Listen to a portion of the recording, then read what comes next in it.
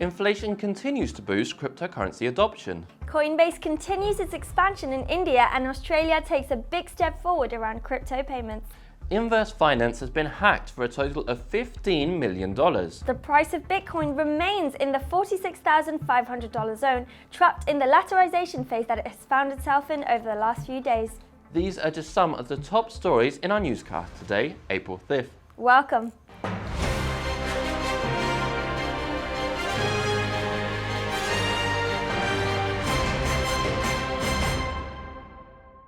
Inflation boosts the adoption of cryptocurrencies. The number of people who own digital assets is growing at a lightning speed, according to a survey carried out by the Gemini Exchange.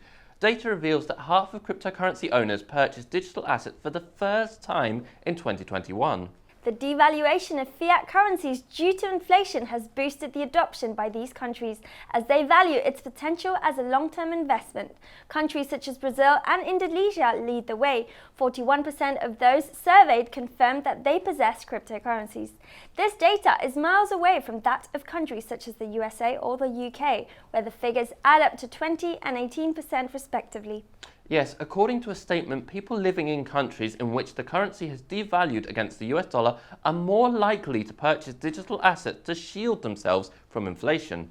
On the flip side, the digital euro awakens doubts around privacy. The European Union is currently exploring the possibility of adopting a digital currency, while other countries are developing their own. Privacy is one of the main concerns of digital currency designers, as central banks would have access to user data and transaction registries. As the Central European Bank acknowledges in a statement, user privacy will be protected whilst balancing individual rights and public interests simultaneously. According to a study by Qatar, some users prefer cash due to privacy and security problems around other means of payment. The concern is understandable if we take into account that users' individual expenses could reveal information such as political or religious inclinations. In terms of expansion, the CEO of Coinbase, Brian Armstrong, revealed in his latest blog post that the exchange aims to make the most of software talent in the cryptography and Web3 technology space.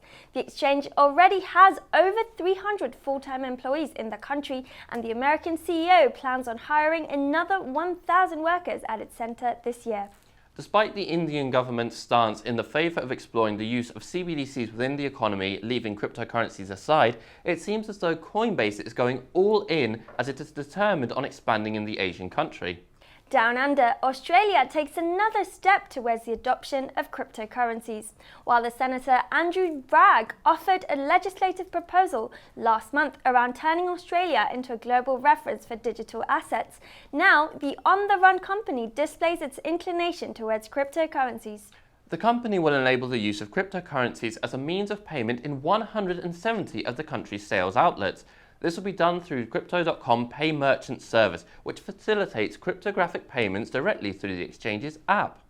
In security-related news, following Axie Infinity's $600 million hack, Inverse Finance is in a similar boat.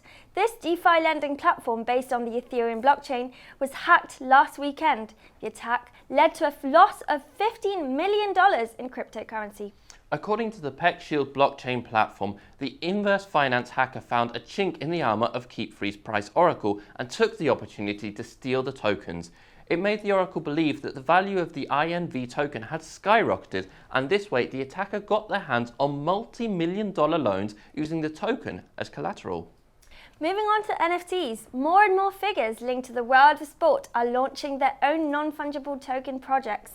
In boxing, we saw just a few weeks ago how the legendary Muhammad Ali's NFT collection was nothing but a success.